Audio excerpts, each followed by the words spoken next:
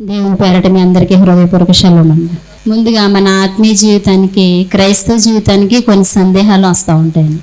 చాలాసార్లు మనకు అనిపిస్తూ ఉంటుంది కదా, మన జీవితంలో ఎందుకు దేవుడు శిక్షను అనుమతిస్తున్నాడు, శ్రమలు ఎందుకు అనుమతిస్తున్నాడు. మన జీవితం ఎప్పుడు ఆనందంగా ఉండాలి కదా, ప్రభువుని నమ్ముకున్నాం కదా, అన్యుల జీవితమే బాగుంది కదా, మన జీవితంలో ఎందుకు శ్రమలు వస్తున్నాయి, దేవుడు ఎందుకు శ్రమలు అనుమతిస్తున్నాడు మన జీవితంలోని. కానీ మనం చాలాసార్లు ఆలోచన వస్తుందండి. అదే ఆలోచన బైబిల్ గ్రంథంలోంచి ప్రవక్త అయిన హబక్కూకు కూడా ఆ సందేహం వచ్చిందండి. హబక్కూకి సందేహం వచ్చింది, ఎందుకు శ్రమలను నీ బిడ్డలకు అనుమతిస్తున్నావు ప్రభువా. హబక్కూకు గ్రంథం గురించి చిన్న పరిచయం చేస్తే నేను మాట్లాడతానండి. హబక్కూకు గ్రంథం ఎప్పుడు వ్రాయబడింది అని అంటే, బబులోను రాజు యోధారాజు మీద దండెత్తినప్పుడు ఆయన గ్రంథాన్ని రాశాడు. ఎన్నిసార్లు దండెత్తాడంటే 3 పర్యాయాలు యోధారాజ్యం మీదకి బబులోను రాజు దండెత్తాడండి. పర్యాయం దండెత్తినప్పుడు సామంతులుగా చేసుకున్నాడు. అంటే యోధా ప్రజలందరినీ తన ప్రజలుగా, అంటే పరిపాలన వీళ్ళే చేస్తారు కానీ ఆయన అధికారిగా ఉంటాడు, నా కింద వీళ్ళు పనిచేస్తున్నారు అన్నట్టు. మొదటిసారి దండెత్తినప్పుడు అలా చేశాడు. రెండోసారి దండెత్తినప్పుడు ఏం చేశాడంటే రాజుని చెరగొని పోయాడు. ఆ కాలంలో రాజు ఎవరంటే యెహోయాకీము. ఆయన చెరగొని తీసుకెళ్ళిపోయాడు. 3వ పర్యాయం దండెత్తినప్పుడు మొత్తం రాజ్యాన్ని కలిపేసుకున్నాడు. ఈ ప్రజలందరూ నా ప్రజలని తన రాజ్యం కిందకి బబులోను రాజు కలిపేసుకున్నాడు. ఇలా 3 పర్యాయాలు దండెత్తాడు. కానీ మొదటి పర్యాయం దండెత్తిన తర్వాత హబక్కూకి సందేహం వచ్చింది. ఒకసారి చూద్దాం మనం. సందేహం వస్తే ఆయన ఏం చేశాడో ఒకసారి చదువుదాం మనం. హబక్కూకు గ్రంథం. ప్రభువా, నీ బిడ్డలకి ఎందుకు శ్రమలు వస్తున్నాయి, ఎందుకు నీ శ్రమలను అనుమతించావు ప్రభువా అని ప్రభు పాదాలు పట్టుకుని ఆయన అడిగినప్పుడు దేవుడు చక్కటి సమాధానాన్ని, చక్కటి ఆన్సర్ ఇచ్చాడండి హబక్కూకి. ప్రవక్త అయిన హబక్కూకి చక్కటి ఆన్సర్ ఇచ్చాడు. అది మనం చదువుతాము. హబక్కూకు గ్రంథం 2వ అధ్యాయము 4వ వచనంలో, వారు యథార్థపరులు కాక తమలో తాము అతిశయపడుదురు. అయితే నీతిమంతుడు విశ్వాసము మూలముగా బ్రతుకును. చాలండి. ఆయనకి ఆన్సర్ ఇచ్చాడు. అసలు నీ ప్రజలకి ఎందుకు శ్రమలు వస్తున్నాయి, ఎందుకు శ్రమలను అనుమతించావు ప్రభువా, ఎందుకు శిక్షిస్తున్నావు ప్రభువా. అయ్యా, అన్యుల కంటే మీ ప్రజలే కొంచెం బాగా బ్రతుకుతారు కదా, అన్యులైతే మరీ విగ్రహారాధనలోకి ఉంటారు. కానీ నీ ప్రజలను ఎందుకు నువ్వు కష్టపడుతున్నావు, శ్రమలు ఎందుకు ఇచ్చావు, ఆ రాజు ఎందుకు మన రాజ్యం మీదకి వచ్చి దండెత్తుకుని తీసుకెళ్ళిపోయాడు, ఎందుకు కారణం ఏంటని ఆయన అడిగినప్పుడు దేవుడు ఆన్సర్ ఇచ్చాడండి ఆయనకి. నీతిమంతుడు విశ్వాస మూలముగా బ్రతుకును. నీతిమంతుడు ఎలా బ్రతుకుతాడండి? విశ్వాసం మూలంగా బ్రతుకుతాడు. అసలు విశ్వాసం అంటే ఏంటి? సింపుల్గా చెప్పేస్తాను నేను. అక్కడ అసలు ఏమీ లేదు కానీ అన్నీ ఉన్నాయని ఊహించుకోవడమే విశ్వాసం. అసలు ఏమీ లేదు, నీ జీవితంలో ఉద్యోగం లేదు, నాకు ఉద్యోగం ఆల్రెడీ దేవుడు ఇచ్చేసాడు. నీ వ్యాపారం వృద్ధి కావట్లేదు కానీ దేవుడు విస్తరించి వ్యాపారాన్ని వృద్ధి చేశాడని నువ్వు నమ్మడమే విశ్వాసం. అలాంటి విశ్వాసం నుంచి తన జీవితానికి ఈ వాక్యాన్ని అన్వయించేసుకున్నాడు అనమాట. హబక్కూకు ఈ వాక్యాన్ని తన జీవితంలో అన్వయించుకుని ఈ గ్రంథాన్ని రాశాడు. ఆ గ్రంథం నుంచి వచనం వెంబడి వచనం కొన్ని విషయాలు మనం ధ్యానించేద్దాం. 3వ అధ్యాయంలోనికి వెళ్దాం. 3వ అధ్యాయం 17వ వచనం. అంజూరపు చెట్లు పూయకుండినను, ద్రాక్ష చెట్లు ఫలింపకపోయినను, ఒలివ చెట్లు కాపులేకయుండినను, చేనిలోని పైరు పంటకు రాకపోయినను, గొర్రెల దొడ్డిలో లేకపోయినను, సాలలో పశువులు లేకపోయినను, నేను యెహోవాయందు ఆనందించేదను. నా రక్షణకర్తవైన నా దేవుని యందు నేను సంతోషించేదను. ప్రభువగు యెహోవాయే నాకు బలము, ఆయన నా కాళ్ళకు లేడి కాళ్ళ వలె చేయును, ఉన్నత స్థలముల మీద ఆయన నన్ను నడవ చేయును. చాలండి. ఆయన ఏమి రాస్తున్నాడంటే, అంజూరపు చెట్లు పూయకున్నా, ద్రాక్ష చెట్లు ఫలింపలేకపోయినా, ఒలివ చెట్లు కాపులేకపోయినా, చేనులో పైరు పంటకు రాకపోయినా, ఇవన్నీ రాస్తున్నాడండి. రాసి ఏమంటున్నాడంటే, ఇవేమీ లేకపోయినా పర్వాలేదు ప్రభువా, నీలో నేను ఆనందిస్తాను. నేను ఆనందించినప్పుడు నువ్వు నన్ను ఉన్నత స్థలం మీదకి నడవ చేస్తావు, ఏడికాళ్ళ వల్లే నా కాడలను చేస్తావు అని చెప్పి తన జీవితానికి నీతిమంతుడు విశ్వాస మూలంగా బ్రతుకుతాడన్న వాక్యాన్ని తన జీవితానికి అలవరుచుకుని అన్వయించుకుని మాటలు రాస్తున్నాడు. దీన్ని మనం వచనం వెంబడి ఒకసారి లైన్ వెంబడి లైన్ మనం ధ్యానం చేద్దామండి. మొట్టమొదటిగా అంజూరపు చెట్లు పూయకుండును. అంజూరపు చెట్టు దేనికి సాదృశ్యంగా ఉందని బైబిల్ చెప్తుందంటే ఒకసారి చూద్దాం. ఆదికాండం 3వ అధ్యాయము 7వ వచనం ఒకసారి చదువుతాం. అప్పుడు వారిద్దరి కన్నులు తెరవబడెను. వారు తాము దిగంబరులమని తెలుసుకుని అంజూరపు ఆకులు కుట్టి తమకు కచ్చడములను చేసుకొనిరి. చాలండి. అంజూరపు ఆకు దేనికి సాదృశ్యంగా ఉందంటే అవ్వ ఆదములు పాపం చేశారు, వారు దిగంబరులుగా ఉన్నారు, వారు వేరే సందర్భం కనుక మనకు కావాల్సింది ఏంటంటే వాళ్ళు అంజూరపు ఆకులను కచ్చడములుగా చేసుకున్నారంట. అంటే వస్త్రాలుగా వాడుకున్నారన్నమాట. అంజూరపు చెట్టు దేనికి సాదృశ్యంగా ఉందంటే వస్త్రానికి సాదృశ్యంగా ఉంది. అంజూరపు ఆకు ఎలా ఉంటుందంటే నేను మొన్న అడిగినప్పుడు నాకు మీ అయ్యగారు చూపించారండి. అది ఎలా ఉంటుందంటే యాజ్ ఇట్ ఈజ్ బొబ్బాస్ ఆకులాగా ఉంది. బొబ్బాస్ ఆకులు అందరికీ తెలుసు కదా, బొబ్బాస్ చెట్లు ఎవరికి తెలీదా? బొబ్బాస్ ఆకులాగా ఉంటుంది అనమాట. బొబ్బాస్ ఆకు ఎలాగ ఉంటుందంటే అది ఫుల్ఫిల్ కాదు, అంటే మొత్తం క్లోజ్గా ఉండదు, అక్కడక్కడ చీలికలు ఉంటాయి. అయినా కానీ వాళ్ళు వాడిని కచ్చడాలుగా కుట్టుకుని వస్త్రాలుగా ధరించుకున్నారంట. అంటే వస్త్రాలకి అంజూరపు చెట్టు సాదృశ్యంగా ఉందన్నమాట.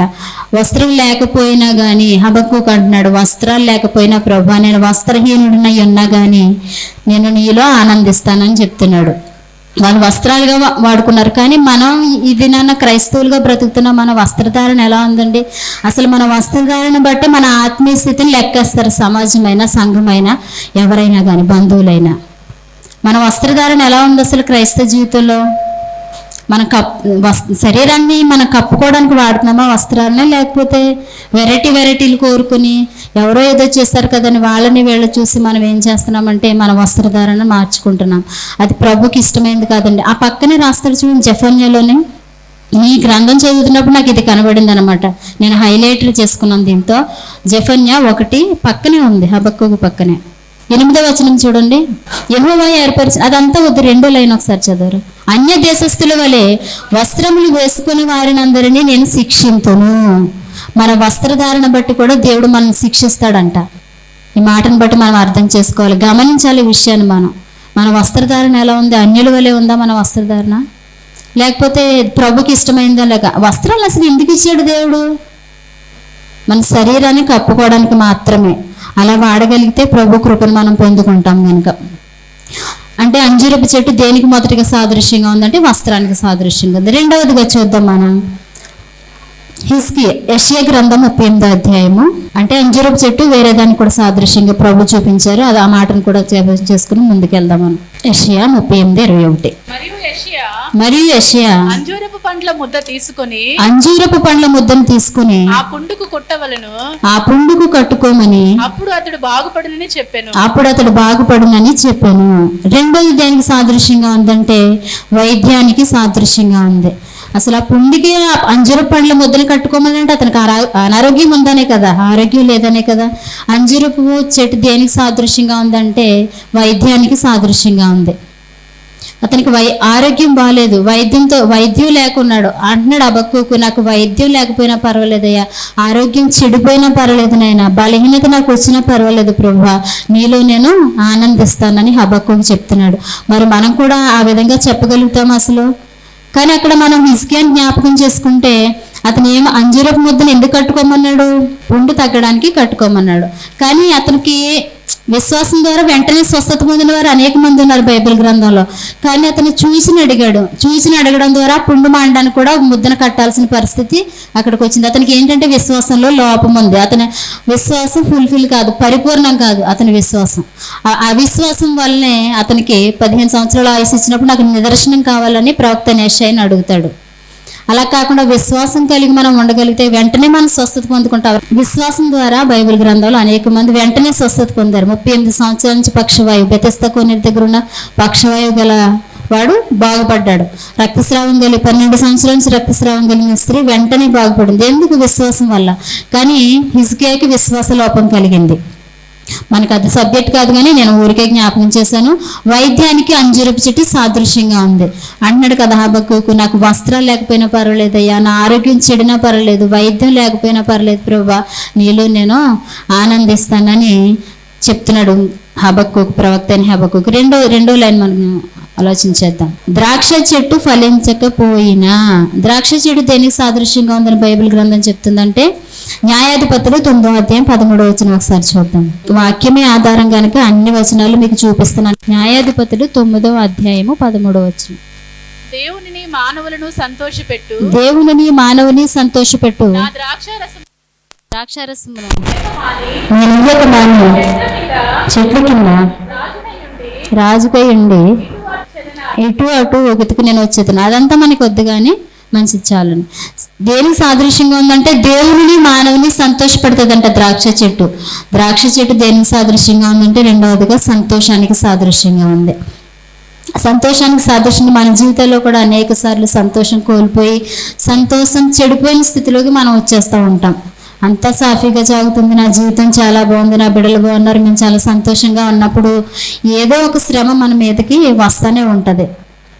ఆ శ్రమ వచ్చినప్పుడు దేవుడు ఖచ్చితంగా మన దుఃఖ దినాలని మాన్పడానికి ఉన్నాడు కనుక సంతోషం చెడిన స్థితిలో ఉన్నప్పుడు మనకు పరిపూర్ణ సంతోషం ఇవ్వగలగాలి కనుక దేవుడు ద్రాక్ష చెట్టు లేకపోయినా హబక్కుగా అంటున్నాడు, ద్రాక్ష చెట్టు అంటే సంతోషం లేకపోయినా ప్రభా నీలో నేను ఆనందిస్తానని చెప్తున్నాడు.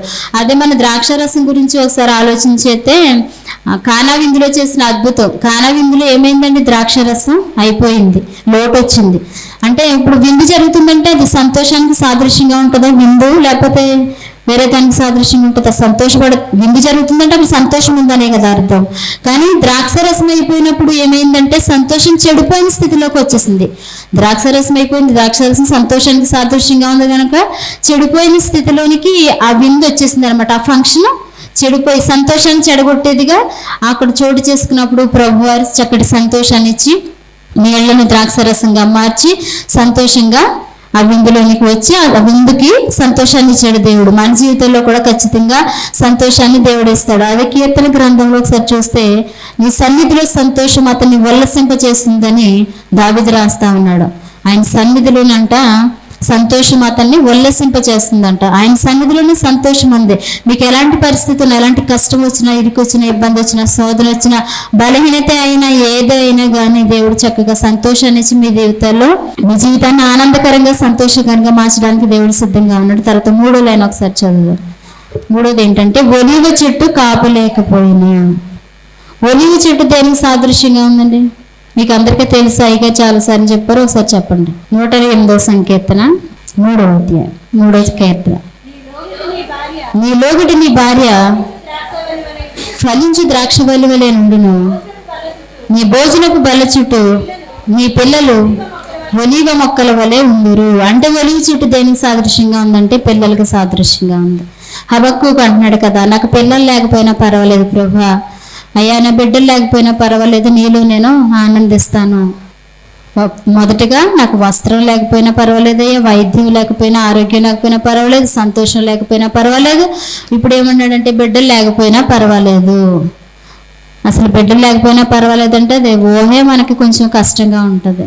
ఈ సమయంలో మన యోబును కూడా ఒకసారి జ్ఞాపకం చేసుకోవచ్చు. తన బిడ్డలను పోగొట్టుకున్నాడు, అన్నీ పోయాయి. ఏమన్నాడు? యెహోవా ఇచ్చాడు, యెహోవా తీసుకున్నాడు.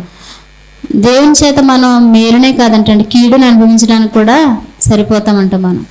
యోబు రాస్తాడు యోబు గ్రంథంలో. కానీ హబక్కుకు అంటున్నాడు, నాకు పిల్లలు లేకపోయినా పర్వాలేదు ప్రభా, నీలో నేను ఆనందిస్తాను అని అంటున్నాడు. 113వ కీర్తన 9వ చరణంలో రాస్తాడు కదా దావీదు, ఆయన సంతులేని దానిని ఇల్లాలుగాను, కుమారుల సంతోషం గల తల్లిగాను చేయను.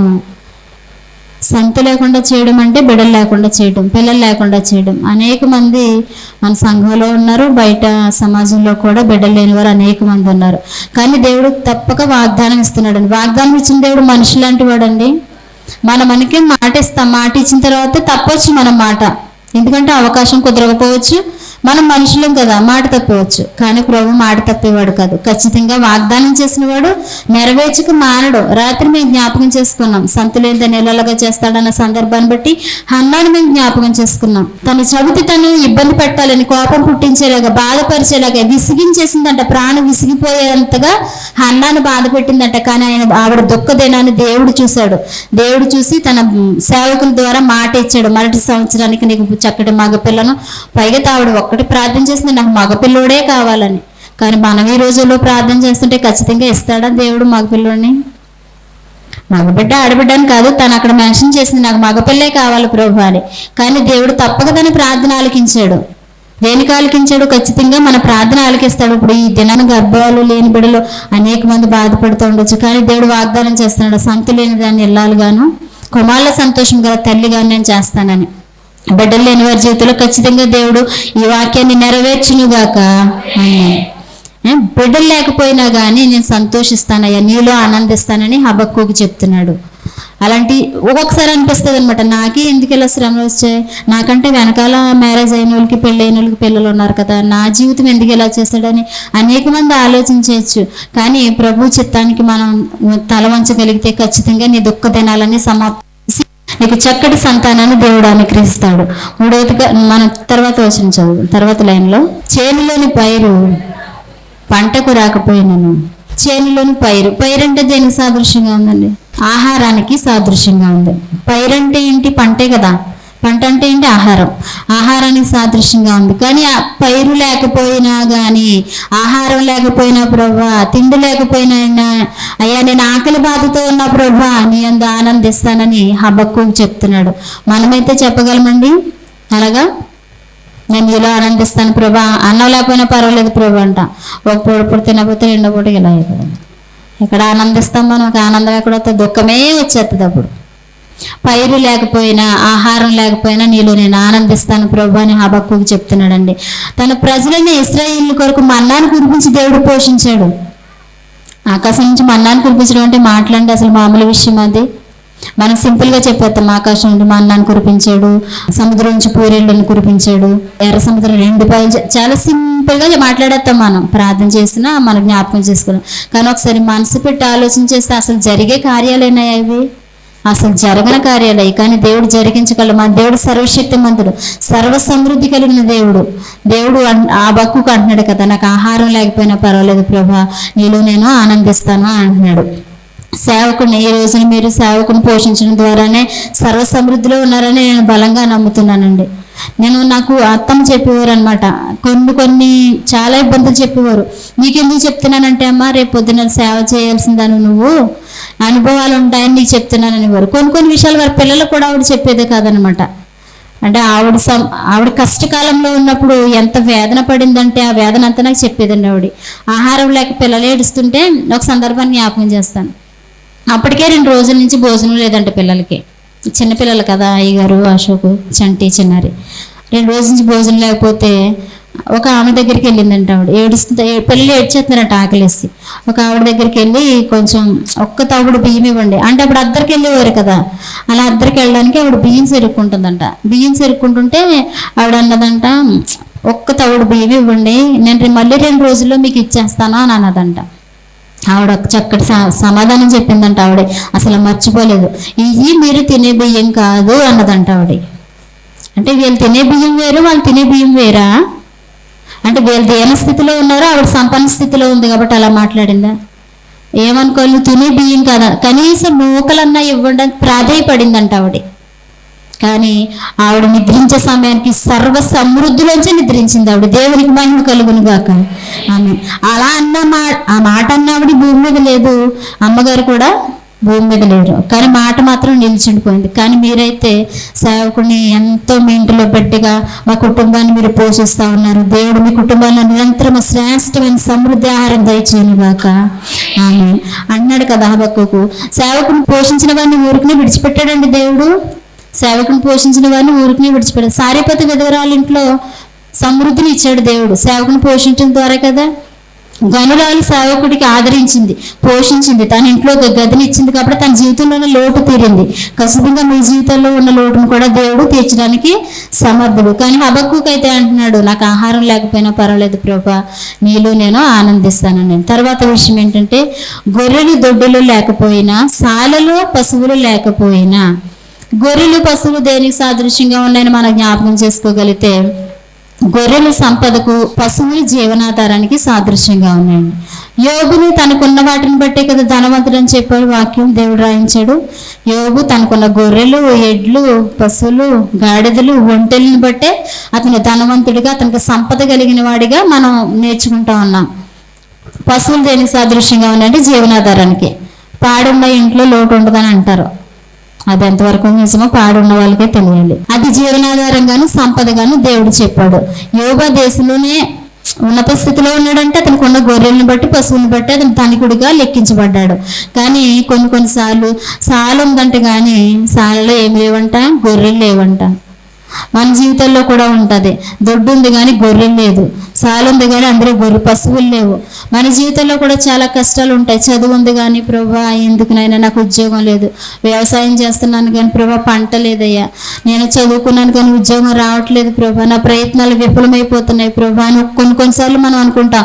వ్యాపారం చేస్తున్నాను కానీ అభివృద్ధి లేదు ప్రభా, ఆస్తులు ఉన్నాయి కానీ సంతోషం లేదు, సంపాదన ఉంది కానీ నేను అనుభవించలేకపోతున్నాను ప్రభా, నా జీవితంలో సంతోషం లేదు అని చాలాసార్లు మనం అనుకుంటాం. కానీ ఇవేమీ లేకపోయినా హబక్కూకు అంటున్నాడు, ఇవేమీ లేకపోయినా పర్వాలేదు ప్రభా, నీలో నేను ఆనందిస్తాను అని అంటున్నాడు. చివరిగా ఇంకో మాట చూద్దామని, నేను యెహోవా యందు ఆనందించేదను, నా రక్షణకర్త అయిన నా దేవునిని యందు నేను సంతోషించేదను. ప్రభువు యెహోవాయే నాకు బలము, ఆయన నా కాళ్ళను లేడి కాళ్ళ వలె చేయును, ఉన్నత స్థలముల మీద ఆయన నన్ను నడవ చేయును అంటున్నాడు. ఏమంటున్నాడు హబక్కూకు? వస్త్రం లేకపోయినా పర్వాలేదయ్యా, ఆరోగ్యం పోయినా పర్వాలేదు ప్రభా, అయ్యా నాకు తండ్రి బిడ్డలు లేకపోయినా పర్వాలేదయ్యా, నాకు సంతోషం లేకపోయినా పర్వాలేదయ్యా, ఆహారం లేకపోయినా పర్వాలేదు ప్రభా, నీలో నేను ఆనందిస్తాను అని చెప్తున్నాడు. ఆనందించిన తర్వాత ఏమవుతుందంటే ప్రభువే నాకు బలంగా ఉంటాడు, నువ్వే నాకు బలంగా ఉంటావు. ఎందుకంటే నీతిమంతుడు విశ్వాస మూలంగా బ్రతుకుతాడు అన్న వాక్యాన్ని తన జీవితానికి అన్వయించుకున్నాడు కనుక ఈ మాటలన్నీ చెప్పగలుగుతున్నాడు. మనం కూడా విశ్వాసంలో నీతిమంతుడు విశ్వాసములుగా బ్రతుకుతాడు అన్నట్లుగా మనం బ్రతకగలిగితే మనం కూడా ఇవన్నీ విషయాల్లో ఆనందించే పరిస్థితిలోనికి, అనుభవంలోనికి మనం వస్తాం. అప్పుడు అంటున్నాడు కదా, ప్రభువు యెహోవాయే నాకు బలంగా ఉంటాడు, నాకు ఆశ్రయంగా ఉంటాడు, నాకు కోటగా ఉంటాడు, నేను నమ్ముకోదగిన సహాయంగా నాకు ఉంటాడని హబక్కూకు చెప్తున్నాడు. అప్పుడంట ఆయన ఇవన్నట్లో ఇవేమీ లేకపోయినా నేను ఆనందించినప్పుడు ఆయన నాకు బలంగా ఉండి ఆయన నా కాళ్ళను లేడి కాళ్ళ వలె చేస్తాడంటండి. లేడి కాళ్ళకి ఎందుకు పోల్చాడంటారు? లేడి కాళ్ళు అంటే అది ఎంత ఎత్తైనా ఎక్కగలదు, దానికి మనకలాగా 4 మెట్లు ఎక్కితే కాళ్ళు లాగడం అలా ఏముండదు, దానికి ఎంత ఎత్తైనా ఎక్కగలదు కనుక లేడి కాళ్ళతో పోల్చుకుంటున్నాడు అనమాట హబక్కూకు. నా కాళ్ళను లేడి కాళ్ళ వలె ఆయన చేస్తాడు అంటే నేను ఎక్కలేని ఎత్తైన శిఖరాలు కూడా ఆయన ఎక్కించగలడు, నేను ఎంత ఎత్తైనా ఎక్కగలను, ఎంతైనా ఆశీర్వదింపగలను, ఎంతైనా నేను నమ్ముకోవడానికి సహాయం కనుక నేను చేయలేని పనులు కూడా నాతో చేయిస్తాడు దేవుడు. దానికి సాదృశ్యంగా నేను చెప్పాలంటే మా కుటుంబం గురించే చెప్పాలండి. మా కుటుంబంలో ఎన్నో శ్రమలు, ఎన్నో కష్టాలు, ఆరోగ్యం లేదు, ఆనందం లేదు, సంతోషం లేదు, గృహం లేదు, ధనం లేదు, నేను ఏమి చేయలేని పరిస్థితిలో మీరందరూ సేవకుని పక్షాన నుండి మీరు ఎంతగానో ఆదరించారండి. అందుని బట్టి నేను చాలా సంతోషపడతాను. అత్తమ్మ నాకు ఒక విషయం చెప్తా ఉంది, పదే ఆవిడని ఎందుకు జ్ఞాపకం చేస్తున్నానంటే ఆవిడ నాకు చెప్పిన మాటలను బట్టి నేను ఆవిడ జ్ఞాపకం చేస్తున్నాను. ఆవిడ అనేది అనమాట, మనకు బంధువులు లేరమ్మా, సంఘమే బంధువులు, చుట్టాలు ఎవరు లేరు, ఆదరించే వాళ్ళు ఎవరు లేరు, సంఘమే మనల్ని ఆదరిస్తుంది, వాళ్ళే మన కుటుంబం, నువ్వు సంఘం ముందు సంఘం తర్వాతే మనకి ఎవరైనా అని చెప్పి ఆవిడ చెప్తూ ఉండేది. ఆ మాటలు మాత్రం నేను మర్చిపోలేను. చాలా విషయాలు షేర్ చేసుకునేదండి ఆవిడ నాతోటి, చాలా విషయాలు చెప్పేది. అంటే సందర్భం వచ్చినప్పుడల్లా విషయాలు చెప్తూ ఉండేది అనమాట. ఎంత అవసరాల్లో ఉన్నప్పుడు ఎవరికి ఆవిడకి సహకరించారో, కష్టాలు ఉన్నప్పుడు ఎవరు ఆదరించారో, ఇరుకులో ఉన్నప్పుడు ఎవరు హక్కుని చేర్చుకున్నారో అన్నీ చెప్తూ ఉండేదండి ఆవిడ. కానీ అలాంటి పరిస్థితి నుంచి దేవుడి స్థితికి తీసుకొచ్చాడంటే మేము అవన్నీ అనుభవించాం.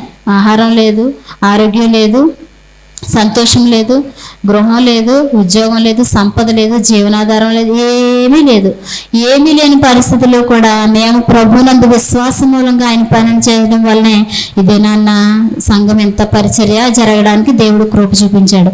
అందుని బట్టి దేవత దేవునికి స్తుతులు స్తోత్రాలు చెల్లిద్దాం. హల్లెలూయా, హల్లెలూయా, హల్లెలూయా.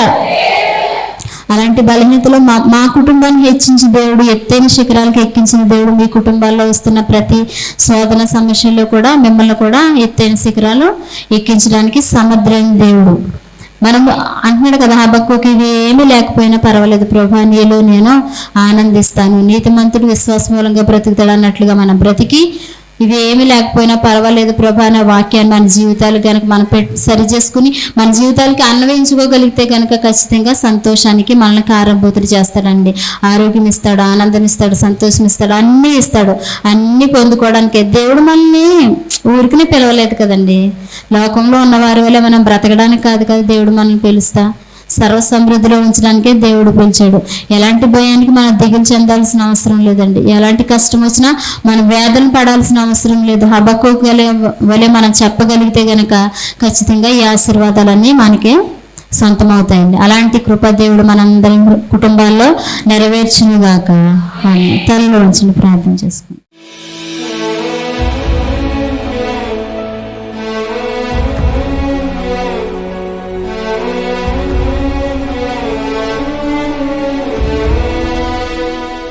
మహాగణుడ మహోన్నతుడా, నీ సర్వాధికారి అయిన ప్రభా, నీ ఘనమైన నామాన్ని బట్టి మీకు మాత్రమే స్తుతులు స్తోత్రాలు చెల్లిస్తున్నాం ప్రభా. అయ్యేదిగో తండ్రి ప్రభా, ఇంతవరకు మాతో మాట్లాడారు నాయన, నీకు స్తోత్రాలు ప్రభా. ప్రవక్త అయిన హబక్కూకు నా ప్రభా, తన కుటుంబంలో సంతోషం లేకపోయినా, వస్త్రం లేకపోయినా, ఆరోగ్యం చెడినా తండ్రి, బిడ్డలు లేకపోయినా, అయ్యా నైనా ఆహారం లేకపోయినా, ఏది లేకపోయినా, సంపద లేకపోయినా ప్రభా, నీలో నేను ఆనందిస్తాను, నా కాళ్ళని ఏడు కాలవలే చేస్తాను, ఎత్తైన శిఖరాలకు నన్ను నడిపిస్తావు అని తండ్రి ప్రభా మాట్లాడిన రీతిన ప్రభా మేమందరము మా జీవితాల్లో అయ్యా వాక్యాన్ని అలవరుచుకొని ప్రభా ఆ విధంగా మేము బ్రతకడానికి కృప చూపించండి. సర్వ సమృద్ధిలోనికి సంఘాన్ని మీరు నడిపించండి ప్రభా. నాయన వాక్యమైన ప్రతి బిడ్డ హృదయంలో ఫలింపు దయచేయండి నాయనా. నీకు స్తోత్రాలు. 30 60 మంచి నేలను పడినట్లుగా మీరు విస్తరింప చేయండి ప్రభా. అభివృద్ధి దయచేయండి. వారి హృదయాల్లో వినడం వాక్యాన్ని భద్రపరుచుకునే భాగ్యం దయచేయండి. ఇక్కడ వచ్చిన ప్రతి బిడ్డను దీవించి మీరే సమస్త మహిమ ఘనత ప్రభావాలు పొందుకుంటారని మా ప్రభు రక్షకుడైన యేసువారి శ్రేష్టమైన నామములో అడిగి వేడుకుంటున్నాము మా పరమ తండ్రి. ఆమేన్. అందరికీ శరణం. ప్రభునందు ప్రియ సజీవ స్వరం అనేటువంటి యొక్క వర్తమానాన్ని వింటున్నటువంటి మీ అందరికీ ప్రభునాన్ని బట్టి శుభాలు. మీ గృహాలలో మీతో కలిసి ఏ విధంగా ప్రభువును ఆరాధించడానికి ప్రభు ఇచ్చిన సమయాన్ని బట్టి ప్రభువుని స్తుతిస్తా ఉన్నాను.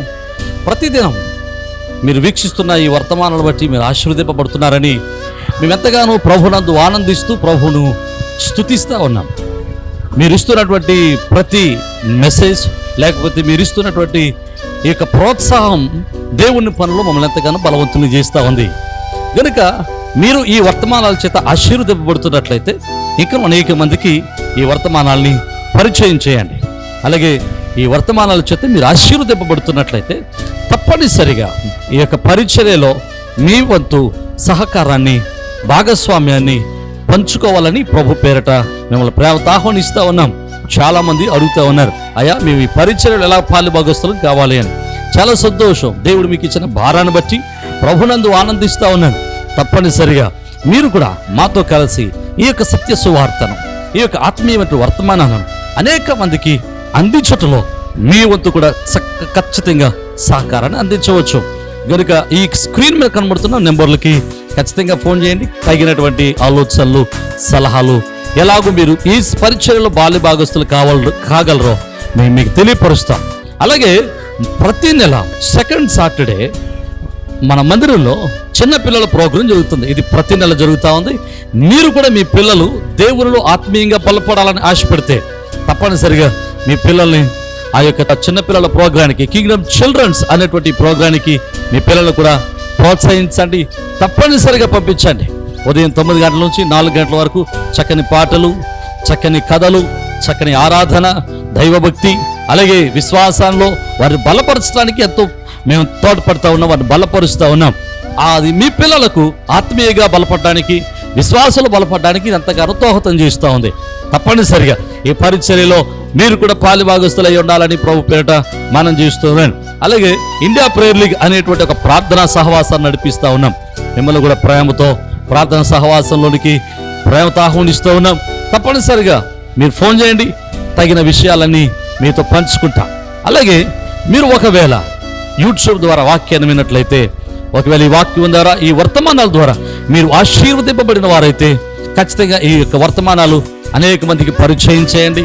ఈ యొక్క వర్తమానాలని మీరు అనేక మందికి పరిచయం చేసి ఈ యొక్క పరిచర్యలో మీరు కూడా తప్పనిసరిగా పాలుభాగస్తులు కావాలని, పరిచర్యలో మీరు కూడా తప్పనిసరిగా చేతులు కలిపి దేవుని యొక్క రాజ్య వ్యాప్తిలో ప్రయాసలో మీరు కూడా మాతో కలిసి రావాలని ప్రేమతో ఆహ్వానిస్తూ ఉన్నాం. ఒకవేళ మీరు రావాలి అనుకుంటే తప్పనిసరిగా మీ విషయాలు మాకు తెలియపరచండి. మీ కొరకు, మీ కుటుంబాల కొరకు, మీ బిడ్డల కొరకు మేము అనునిత్యం ప్రార్థన చేస్తున్నాం. ప్రభు కృప మీకును, మీ కుటుంబాలకును, మీ బిడ్డలకును ఎలా తోడై ఉండి మిమ్మల్ని స్థిరపరిచి ఆదరించును గాక. ఆమేన్.